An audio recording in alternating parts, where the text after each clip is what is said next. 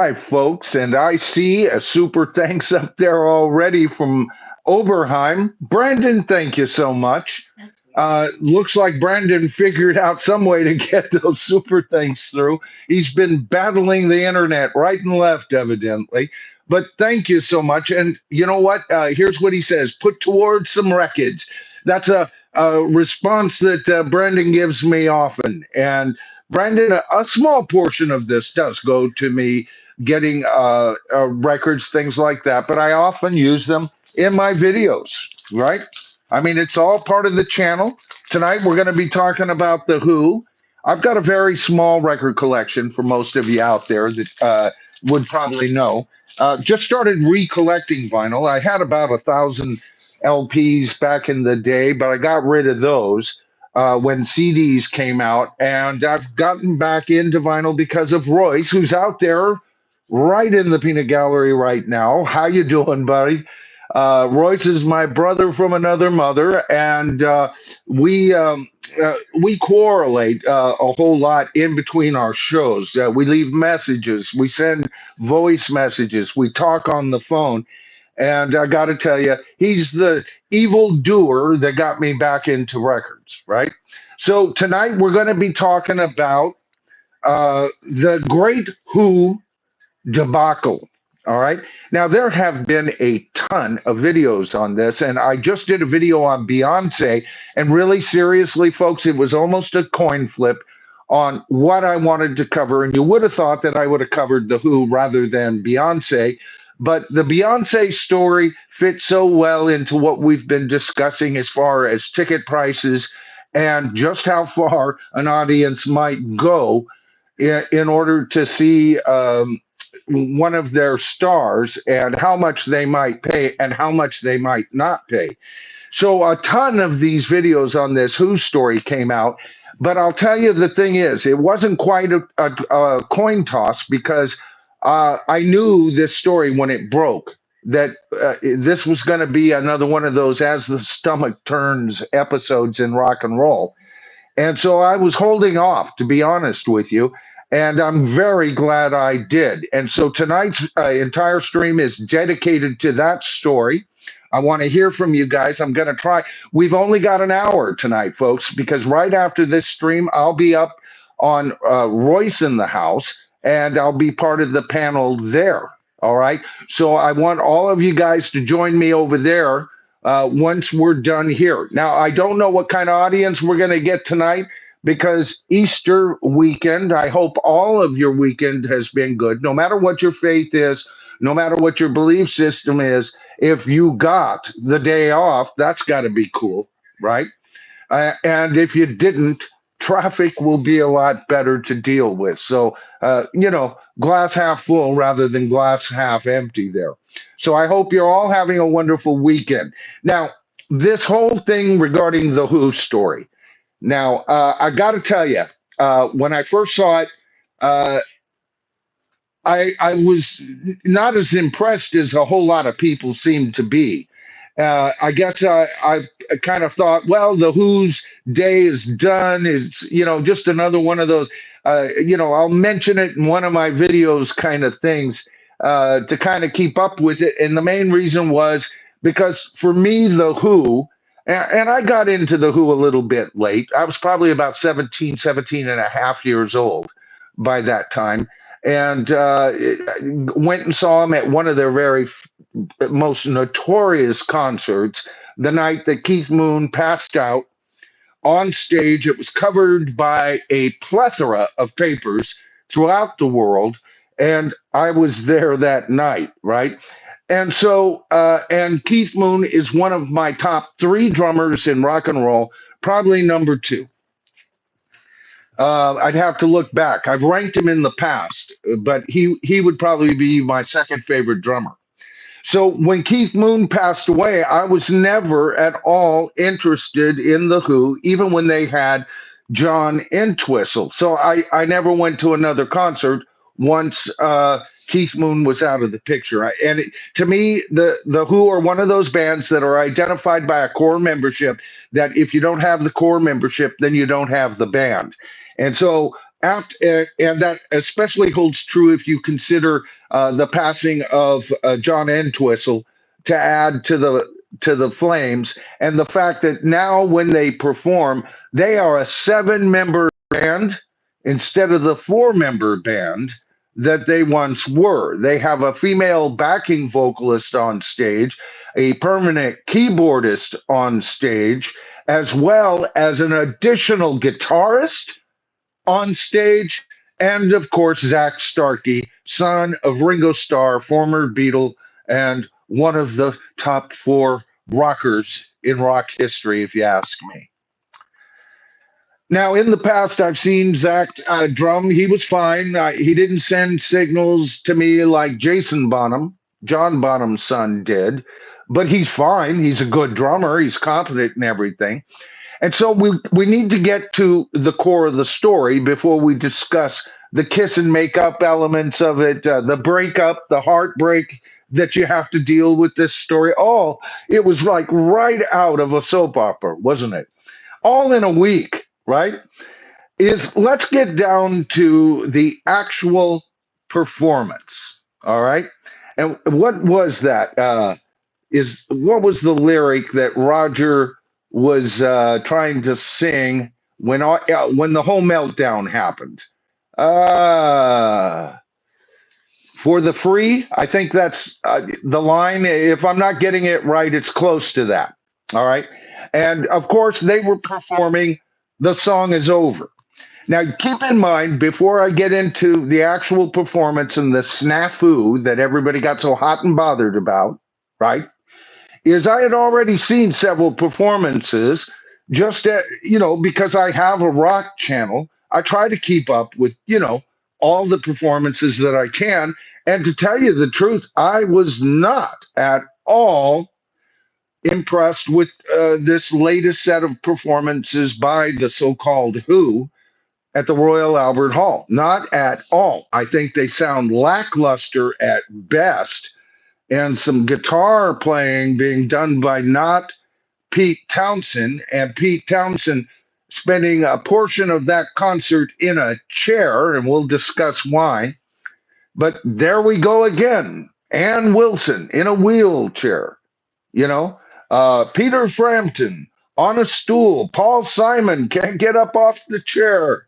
And here we've got Pete Townsend, the guy that used to do this and this and this, and he's all over the stage. You couldn't keep up with him. Made Jack LaLanne look like I don't know, not an Energizer bunny, right? And so we're getting this, but it's not just the visuals. I wouldn't mind the visuals if the performance was strong and punchy, and you would think with the additional instrumentation that it would be, and it's not at all what I saw when I saw The Who.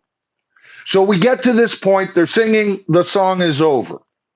Now, then they get to that break point where they're halfway through the chorus. I think it's the chorus section.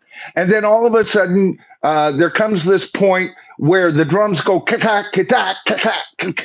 And, if you remember the original performance as it is on the album, Loon the Moon kind of goes crazy during that thing. And you see Zach attempting to do that, and he messes it up. He's tripping all over himself.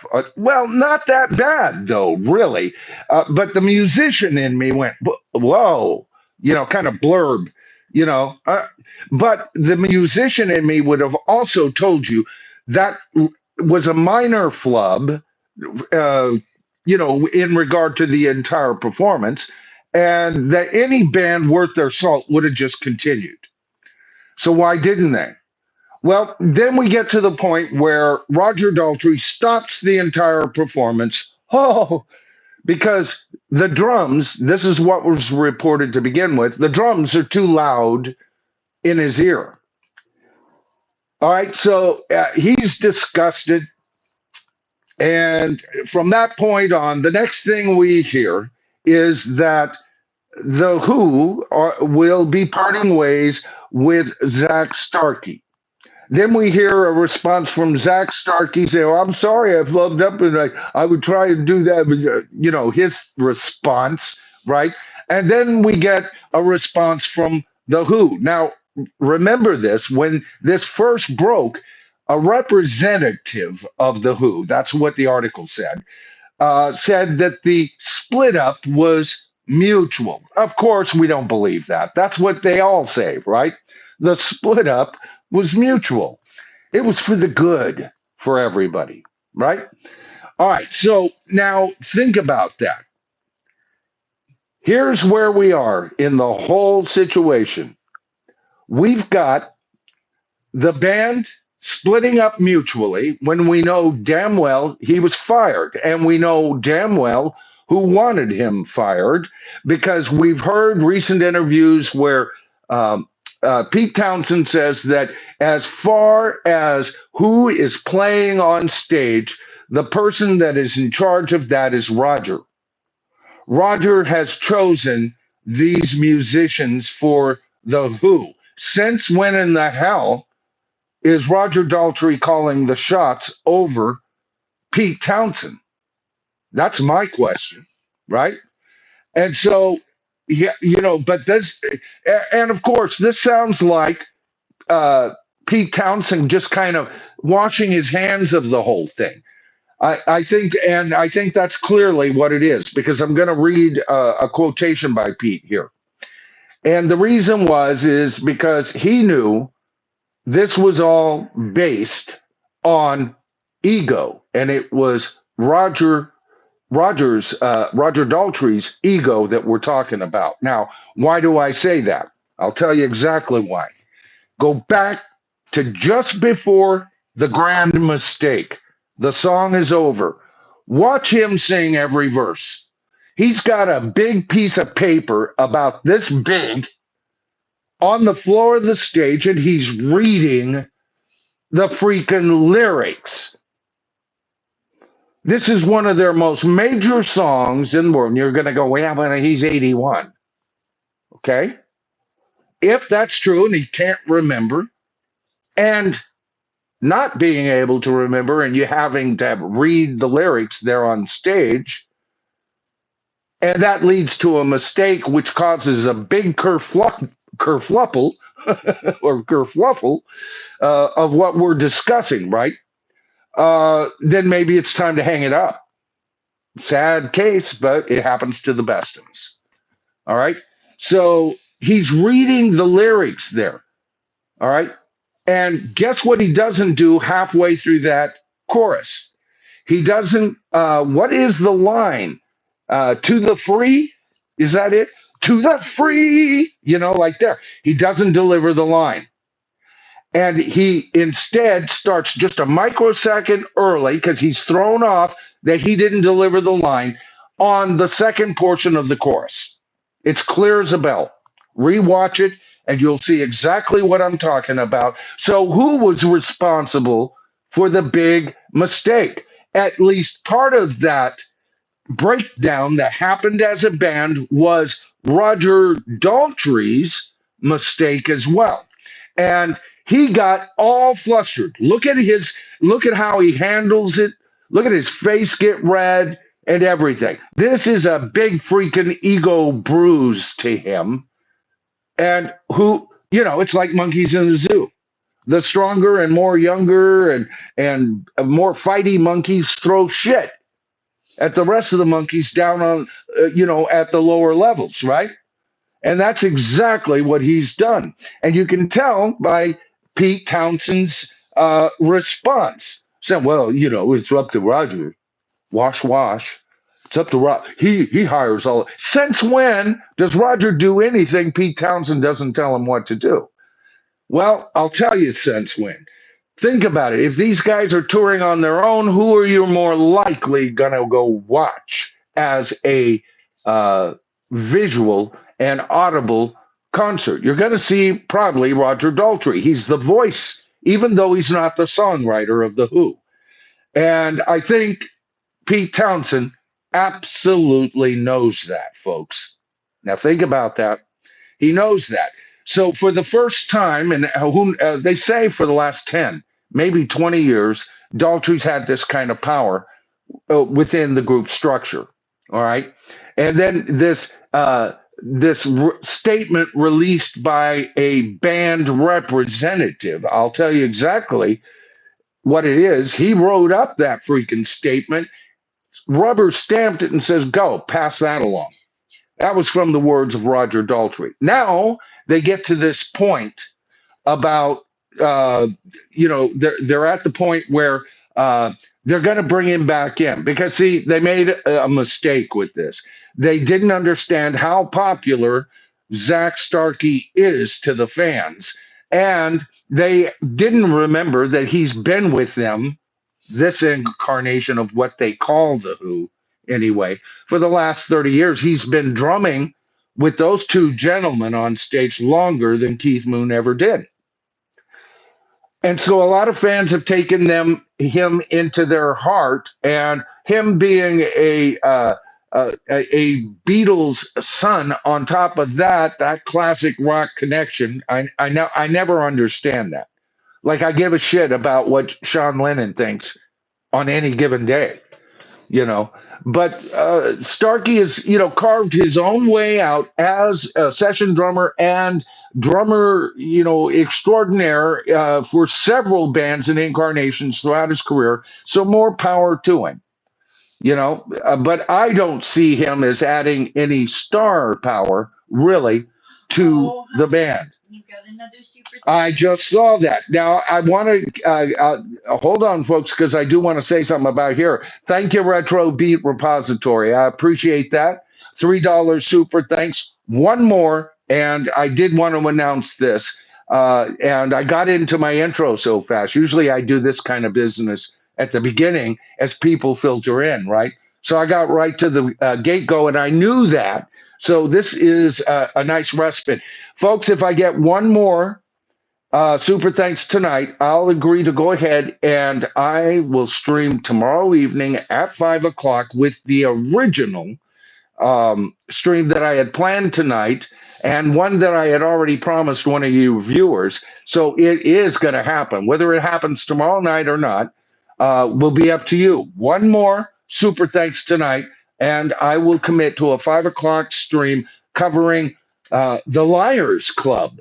40 rockers who just refuse to say goodbye. All right. That's going to be a great stream. All right. And by the way, for those of you who gave your super thanks last time, my newest video, I didn't get your super thanks up there. And I would love to be able to tell you, well, see, it was a timely video. And so I had to get it out in a raw or form, but that would be lying. I thought I had all my, I's dotted and my T's crossed, and I just forgot. So all of those wonderful super thanks, and they are, I'm telling you, it was the most super thanks this channel has ever gotten in a single evening by far. So mwah, to each and every one of you. Baby, oh my goodness. And a $25 Bill Hawkins, thank you so much. Was it Bill who did let's see, I'm gonna see if I can find was it Bill? Let me think. I think it might have been. Well, let's find out. Yes, Bill. Bill gave us a $50 super thanks on our last stream. And do you know what he said? This is for everyone else. He gave a super thanks for you folks as a gift to the channel. Yeah, that represented 25 $2 super thanks. So, Bill, thank you so much. I appreciate it. And to hit back with such a wonderful gift, I mean, after that gift so soon, you are a rocker. All right, so now back to the story. All right, I'm glad those super thanks came up because I blew my entire intro. But baby, we are on tomorrow night. Oh yeah. Okay. All right. 5 o'clock. It'll be a while before you see the card coming up. I've already got as a matter of fact, I had it up before. And it's good that you guys came across with this because I was probably not going to be able to do that stream until Thursday because I have to shoot early in the week my newest video, which is going to be a rant and a half regarding the Beatles. Okay, so be on the lookout for that. What the hell is going on in Beatleland in 2025? or for that matter, 2024. Oh my goodness, Dan the man. All right, hey Dan, are you going to be on tonight? I hope you are. Happy Easter and happy 420, Michael. Well, me and Mrs. Toad's cookies. Thanks you very much, brother. I appreciate it. Wow, what a wonderful gift. And we are off and running tonight, babe, for a 1 hour stream. Good Lord. They want to hear from you. Yeah. Okay, so here we are. So now there are two people that should be taking responsibility, and really the whole band, because I said at the end, it's lackluster, right? And Townsend isn't playing his best guitar either. All right. So they're well past their prime. And they come out with this statement, and now they come up with, oops, we take it all back. We really didn't mean that, right? And let me get down to his first statement. Yeah. All right. So this is, I think this is, yes, this is Pete Townsend. All right. So they made this mistake, right? This is where we left off. They've made this total mistake, this miscalculation. And this is what nobody in any of these freaking videos that I've been watching by content creators are bringing out. It's almost like they're all a bunch of fanboys going, oh, they broke up. Oh, no. And make a video about it. And then, oh, they're back together. Oh, wow. Phew, what a save. And that's kind of the gist of the videos. And I'm going, well, wait a minute. What about this story? And they read these quotes.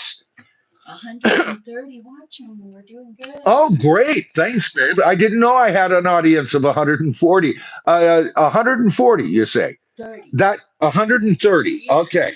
That brings us just about to our very top amount of people we've gathered in a night. So thanks for joining in, folks. All right. So here we go. We've got people quoting this stuff, but only as like, oh, I'm so glad this has happened, which is we are bold. At 140 now. Okay, we're at 140. That is a record breaker. All right, now let me get to this story, darling. Okay. Or we're going to lose 140 people. They're going to turn that guy off. He won't get to the point. Don't say that.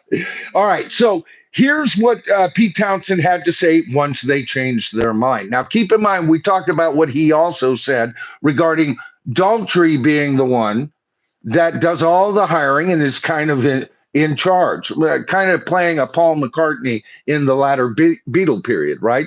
John was always the leader, except for when he didn't want to do it, and Paul was always there to take over at any given time, right? And I think that's what's happened here. He says he's not, and this is in regard to Zak, he's not being asked to step down from The Who. There have been some communication issues, personal and private on all sides, okay, that need to be dealt with, and these have been aired happily. All right, so evidently they've gotten together, and there are communication issues.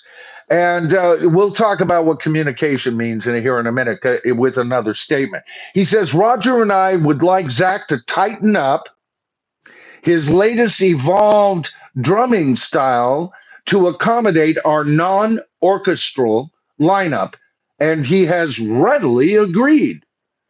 If you think about it, first of all, Pete Townsend's kind of taking on the mantle as co-leader here, and yet his previous statements on this matter was, don't bother me. This is just what Roger's doing, right? 250.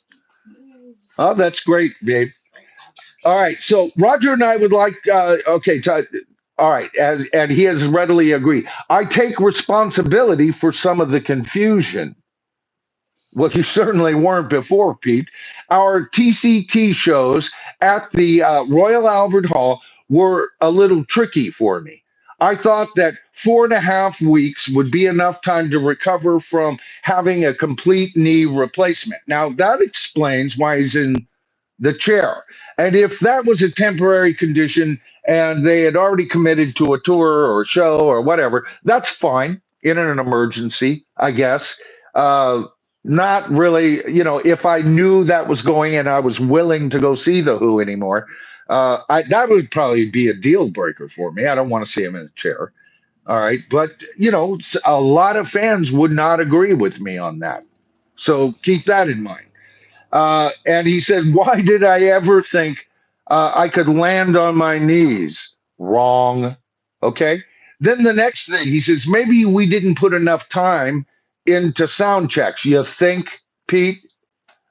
All right. Now, keep in mind, I already said, and I think I've even said something in one of my past videos that I was not impressed with some of the newer footage of the Who performing, even beyond this so-called accident that stopped the entire performance, right? So, yeah, I think that probably would have been a good idea, and maybe some more, I don't know, rehearsal, huh? Giving us problems on the stage. All right. So he goes, the sound in the center of the stage is always the most difficult to work with. And he's right. All right, that becomes a dead end sound and a collision course for actual amps and instruments on stage as well as PAs, and you're not in the sweet spot at all sometimes when you're right in the center stage area. Roger did nothing wrong but fiddle with his in ear monitors. Zach made a few mistakes and he has apologized, albeit with a rubber duck drummer. I have no idea what that means, albeit with a rubber. Does anybody understand that little? Is that a jab? Rubber duck, not a real duck. We know that Zach plays with electronic drums, and I want to get into that. Okay, because he says, we are a family. We blew up very quickly and got too much oxygen. Okay. Or this whole thing blew up and it got too much oxygen. It's over. We move forward now with optimism and fire in our bellies. Okay. Yeah, you better have fixed it because, the next stop is you'll be pretty much having trouble to sell tickets, just like Beyonce when she doesn't have anything to offer. And pretty soon your tickets would go as low as $35, just like Beyonce's. You better fix your problems, Petey. All right. So he says, as for Roger, fans can enjoy his forthcoming solo shows with his fabulous drummer, Scott DeVores. Now, Scott DeVores, well, I'll just finish this up, who it was rumored might take Zach, replace Zach in The Who, and has always been supportive of the band. Now, dig this. Now remember, he says, and it was rumored. In other words, he's distancing himself from that rumor. Then why does he conclude it with this following statement? You see, liars always wind up revealing their lie, often in the same sentence or the next sentence of the lie. I owe Scott an apology for not crushing that rumor before it spread. So he at least sat on that rumor. Who would just sit on a rumor? Somebody who might want that rumor to occur, or somebody who knew his partner, who now has all the power, it seems, wanted Scott DeVores, I guess is how you pronounce his name. Because Scott DeVores is the guy that drums for Roger Daltrey. And we all know that when Roger Daltrey tours, he never does any Who songs, right? Bullshit, right? That's probably all he does, or 90% of what he covers, right? See, he's the voice of the Who. And as long as his voice isn't anywhere near what it used to be, I'll tell you that right now. But it's not horrid, right? I mean, if that was really the Who, if Keith Moon was still there and still able to drum, and Entwistle was up there, I'd be, oh man, just what line? I'd go watch that in a heartbeat, right? But he's apologizing to him. I promised to buy him a very long drink and give him a hug. All right. So now keep in mind all of this stuff, folks, and how it's come down.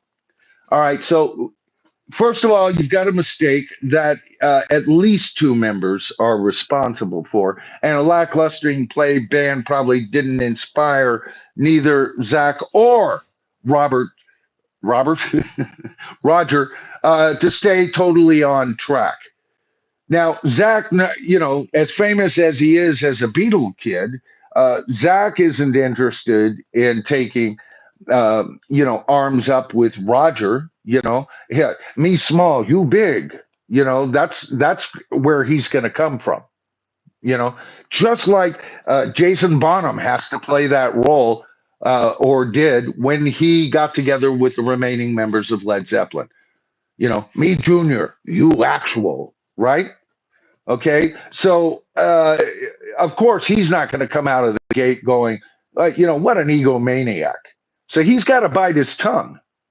And everything that was coming from here, and the indications that actually, Roger Daltrey is actually in charge, is like you look at it in a totally different light. Now, they were talking about Starkeys, and I want to make sure I'm not running over here. Good, we're fine.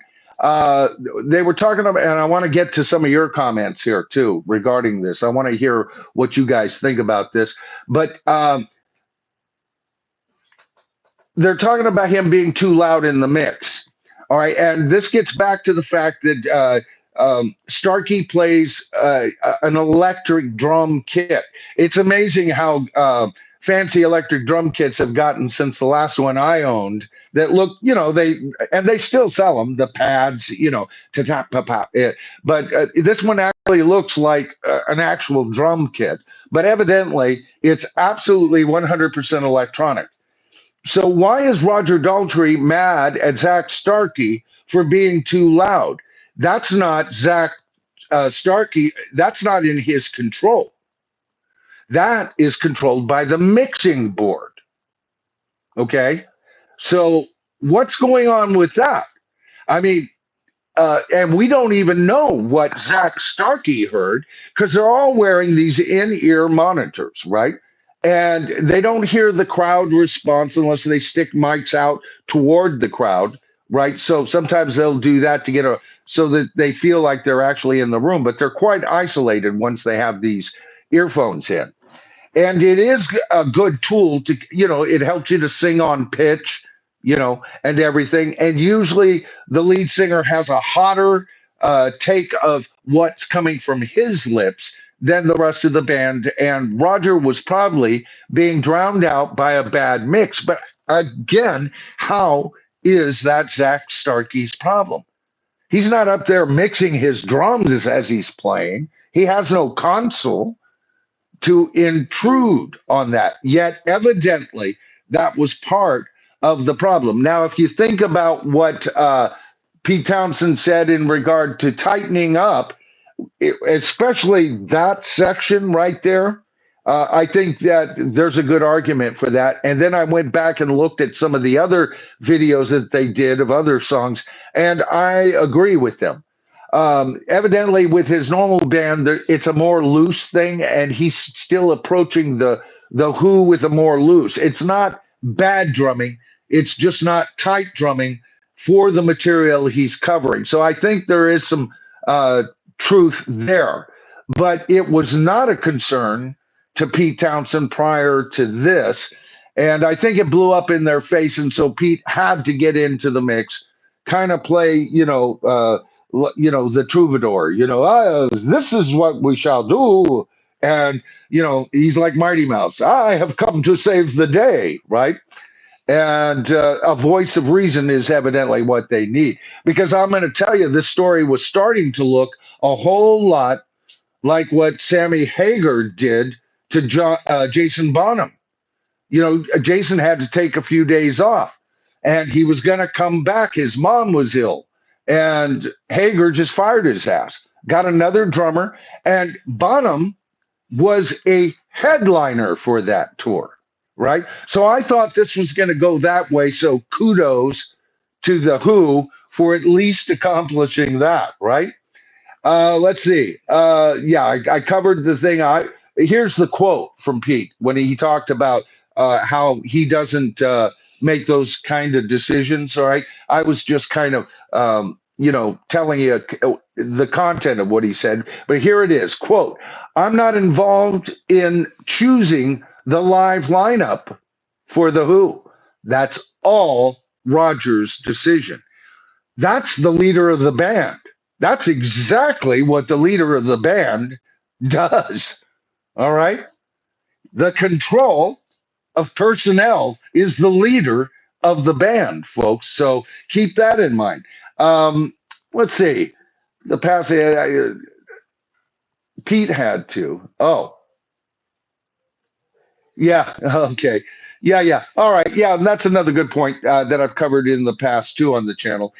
Pete has just to get Roger to want to tour as the Who, he has to coddle him, and he's been coddling him through the media. If you've been keeping up on stories on the Who, every once in a while you get this story from Pete Townsend saying, "Yeah, I'd love to tour.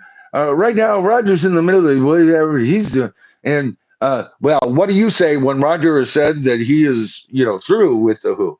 Well, Roger always says that, and it's kind of the same kind of chit chat suggestion. Got another super thanks. I sure did. Oh my goodness, James! I hope you can afford that, brother. Oh, thank you so much, James. James has just gone through some hardship. And he was right in the middle of that second set of tornadoes and got his home and property were damaged. A lot of his neighbors were. He wasn't even on the channel for a while. I mean, everything. So I hope you're recuperating. Thank you so much, James. It says, just the facts, man. You inspire me. Dan has inspired me from the get go in many ways. He's kind of a big brother of mine when it comes. Him and Royce kind of nurtured me along for me to even be able to stream. I cut my teeth with Dan and Royce for a good couple of years, right, Dan? And then Dan took a leave, and I kind of took Dan's spot, and Royce continued to coddle me. I just saw that, Deuces. Thank you so much. Let me get to you in a minute here. I want to read the rest of this. He says, just the facts, man, you inspire me. Sorry I'm a little late. To my brothers and sisters of the tribe, we are doing much better. Oh, great. Keep them coming, Michael. All right. Well, absolutely. And Deuces Wild says, so happy. Spend some time with the tribe on my birthday. Well, happy birthday, Deuce. That's awesome. I almost said awful. It was my teeth doing the V sound. That's all. Happy birthday, seriously, brother. Makes it complete. Happy Easter all. Wow, you've got a birthday on Easter. That's there's a miracle right there, right? Wow, awesome. Thank you so much. Okay, so let me think. Okay, they were talking about how he. Okay, so he's in charge and everything else. As a matter of fact, let me make sure he goes on to blame it. His knee replacement I talked about. I just want to make sure I've got everything here. He then calls the Who family and that there's a healing here and everything. And you kind of got to wonder just how much of a family this is. It's pretty much a partnership at this point, in my point of view. You have Roger many times not wanting to have to tour as the Who anymore. He's tired of that. He's probably winding down his own solo career, and this might be a big wind down. This may wind up with more shows. I don't know. Maybe some of you have heard about that. But to me, if they're going to do a wind down, then if you've had a drummer for the last, 2026 will be 30 years for Zach playing with the band. I think some loyalties do, right? And maybe Daltrey is more, comfortable with Tavor style of drumming. I've not heard divorce. I'm not aware of him. Maybe some of you are, but and maybe it's just a friendship that he doesn't quite have with Zach, and it would give him even more power say so if the Who decided to continue. Maybe it was a play like that. What do you guys think? Because these guys aren't the besties.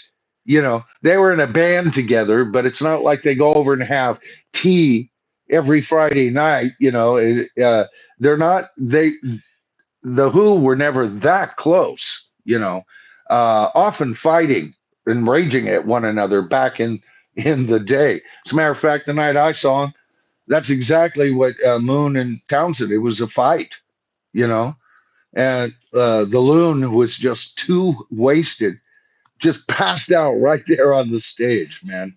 It was like rock history right before my eyes, and I didn't really realize it. I remember being, kind of disappointed. All right, man. But then kind of impressed because the kid was a great drummer after he got up there.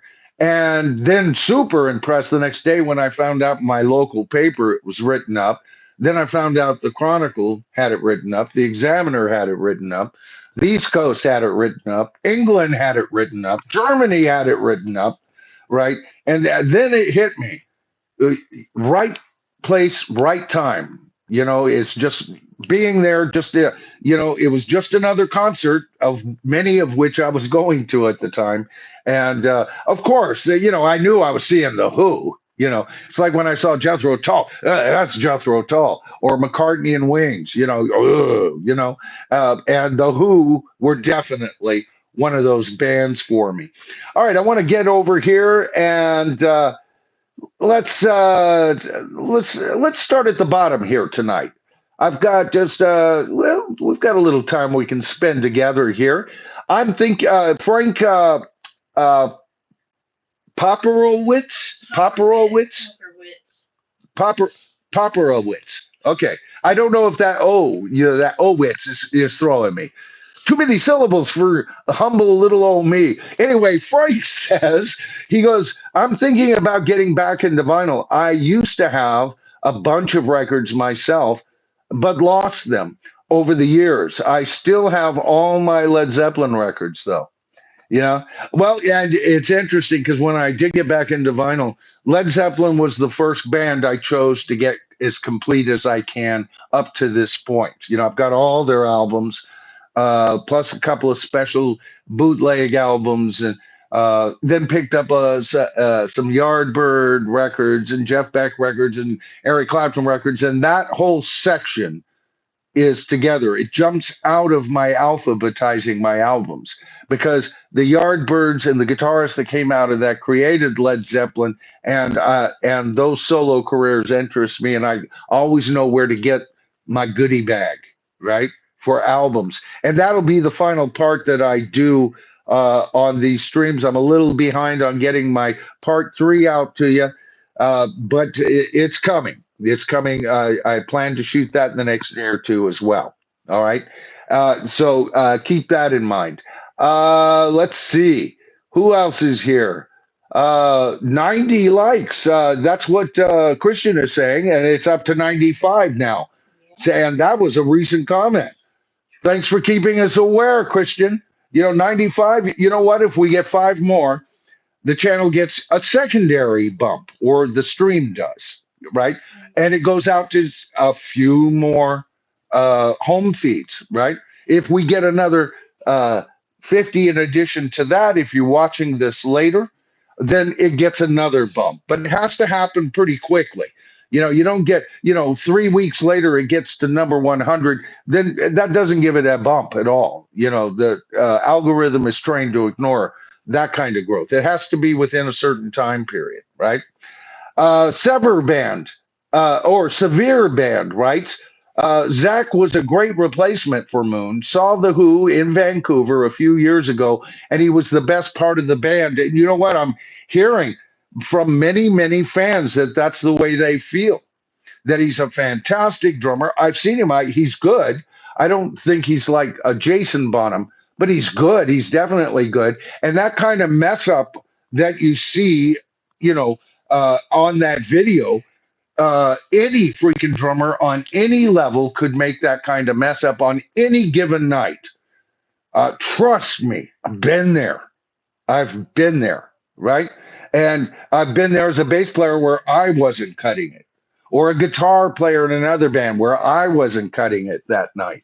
And you plow through, and I think they should have, but his ego took, he was having trouble. It seemed like now I've heard he's losing his hearing as well as his sight. And you can tell Roger's having trouble, whether he's losing his sight or not. He's having trouble reading those lyrics. And I guess he's of an age, he doesn't remember the lyrics anymore, right? So he has to read them. And you can tell it's distracting. Rewatch that clip. You can find it on YouTube. The song is over. Just type in The Who, the song is over, Royal Albert Hall 2025, and it'll take you practically directly to that video. And he is distracted as hell. So he's part of the problem on that particular part. Lib 45, late to the show. I love The Who and saw them twice after Moon died. They were great. That said, time to let it go and retire. Zach has played with the band nearly as long as Moon was alive. Yeah, didn't Moon die at 32? And that's my guess. That's my memory of it. But he's certainly early 30s. Uh, and that's absolutely true. Wow, that's a long time. But for me, it's not the Who. As soon as Moon passed away, see that it was the four pillars. You have to have all four of them for me. I wasn't interested in Kenny Jones. I wasn't interested in whoever they brought on to cover John Entwistle. As if you could ever bring anybody on that could cover Moon the Loon and John the Beast Entwistle.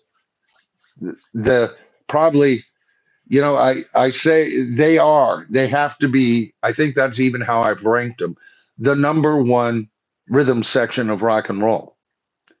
Both of them masters at what they did. You go, well, what about John Paul Jones and John Bonham?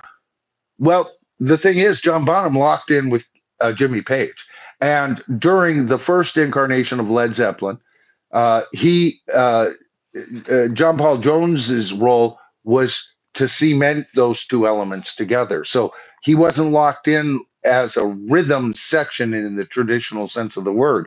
So if you got to take those two out of the picture, then it falls to Entwistle and Moon to me. And Entwistle is my third favorite. Yeah, I'd have the third favorite. I think is how I ranked him. He's in the top four, but third favorite bassist of all time, right up there with Chris Squire, you know, and John Paul Jones, right? So and McCartney is another bass player that's underrated, just for what he has done with the bass in the studio alone. Writes rock history. Okay. Jorge, good to see you, brother. I saw the Who at PNC years ago, and Pete's side of the stage was quiet as a mouse. Zach sounded great. Pete has lost most of his hearing, as uh, most already know. Yeah, I knew he had, and then I had just read in a recent article. And then he goes, "Kay, rock on," Michael and Kimberly. Thanks, Jorge. I appreciate it. And yes, I had known Pete was losing his hearing. That's been old news, right? That's been happening for a couple of decades, I think. But yeah, I wasn't aware that Roger was, and that he was starting to lose his sight. It didn't say he was going blind, so I don't know what is all concerned with that. It certainly would explain a whole lot going to that crash that we've been talking about all night. What's that, darling? Oh, I was just saying that David Sampson was saying, what about Stu Sutcliffe? Stu? Stu Sutcliffe, yeah. David Sampson was asking, what about Stu Sutcliffe? Right. From what I heard of the early Beatles, I see that too. I'll get to Stu here in a minute. Just a second, because it's a good question.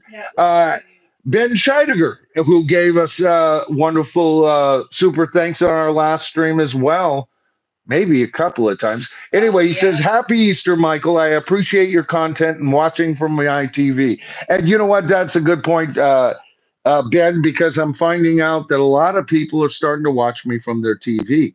I used to get like 2% would watch me from their TV, and I'm up in the 14 to 18% last time I looked, which was a steady growth of folks who will actually take the time and click me on big screen for some strange reason. But thank you so much. Now, getting back to um, Pete Best. Pete Best just retired, as a matter of fact. It was just announced, and I've never been a major Pete Best fan.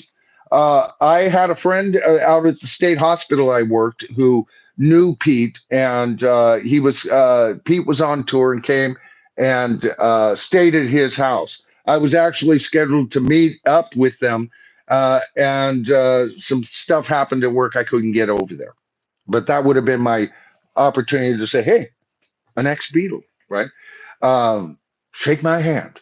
But anyway, I've never been that impressed with him, but mainly because I haven't gone and listened to any of his post Beatle work that he's ever done, newest recording. So I can't tell you how good of a drummer he is. And the early stuff that he is on, he's adequate.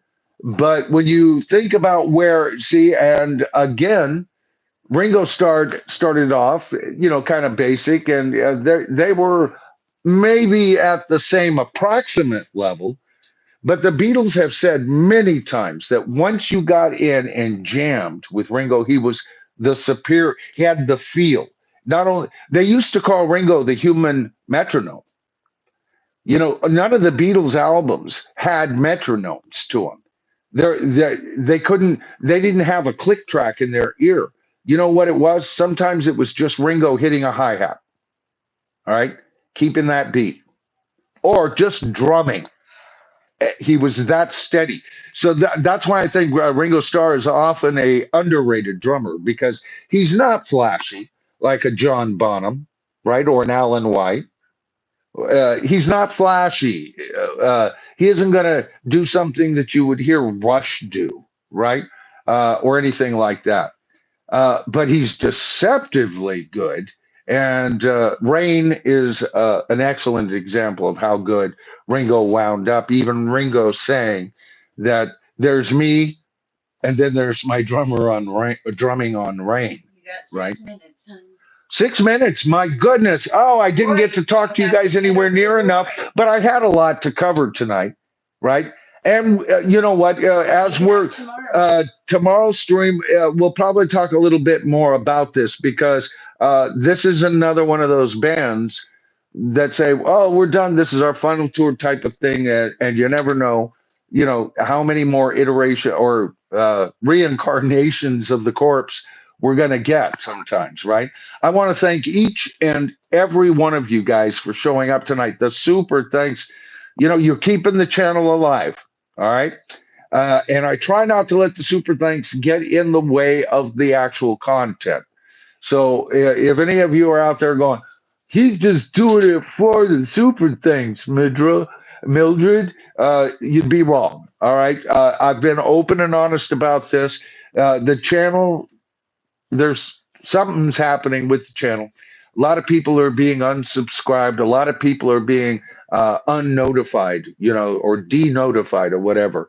And people are having to go back and rejoin the channel, or not rejoin, but resubscribe. And so the channel isn't making what it used to make. And this is the thing that I do full time, folks.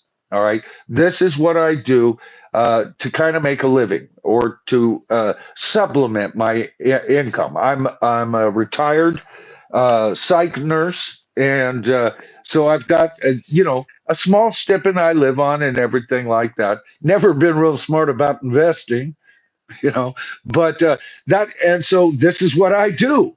I do it for two reasons. First of all, I did this just out of pure joy and thinking maybe in 3 years I might get, I even didn't I, babe? Yeah. I turned to you and I said, just think if I could get this channel to 1,000 subscribers in 3 years, Yeah.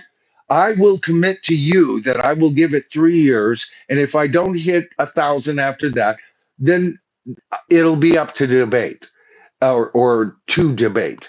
And that's how this channel kind of evolved, you know. And now we are at 44,400, and well, we're about halfway up to about 44,500 subscribers. So the channel blew up far beyond my expectations, right? And so once that happened, I gave it ceased to be a part-time channel that I enjoyed, but it's still the thing I enjoy to do.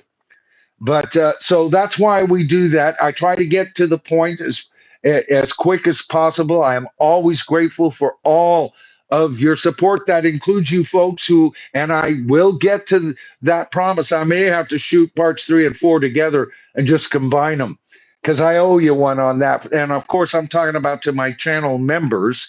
If you ever notice in my normal videos, you'll get a rollover and it'll say, for example, Storm Cop 55 tribal chieftain. Well, that's because Storm Cop is a tribal chieftain. He's on tier 2 of my membership. Then you'll see somebody else, Divining Dragon, tribal elder. I hope you're not a tribal chieftain. I hope I didn't mislabel you there, Christian.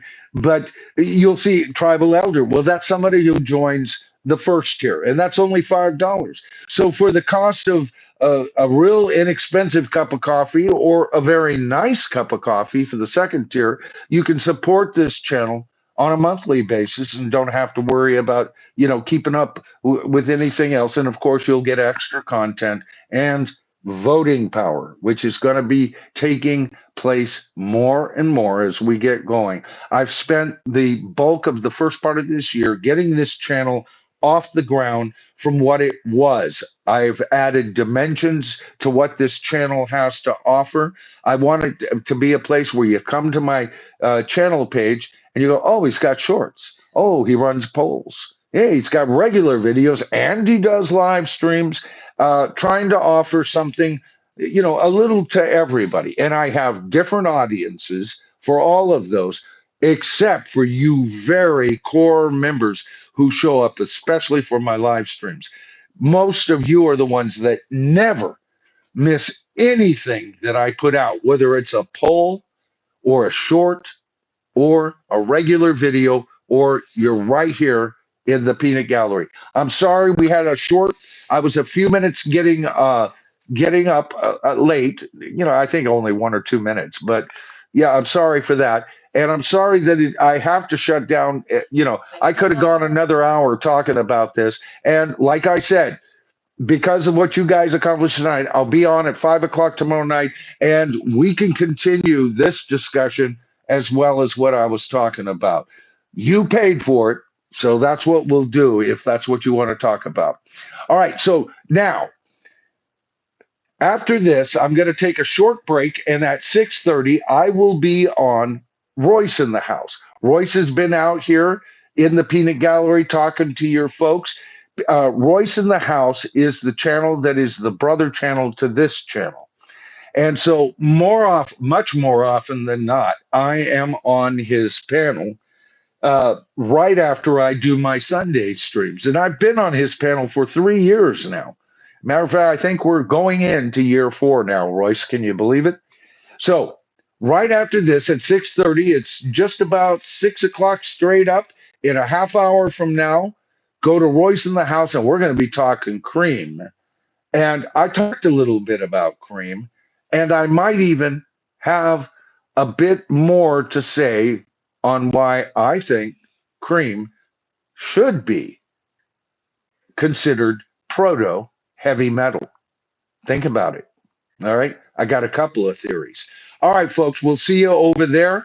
In the meantime, thanks for showing up for this. I don't know how many people we wound up at max, but we broke a record tonight. I appreciate everybody for showing up. If you haven't given the stream a thumbs up yet, please do.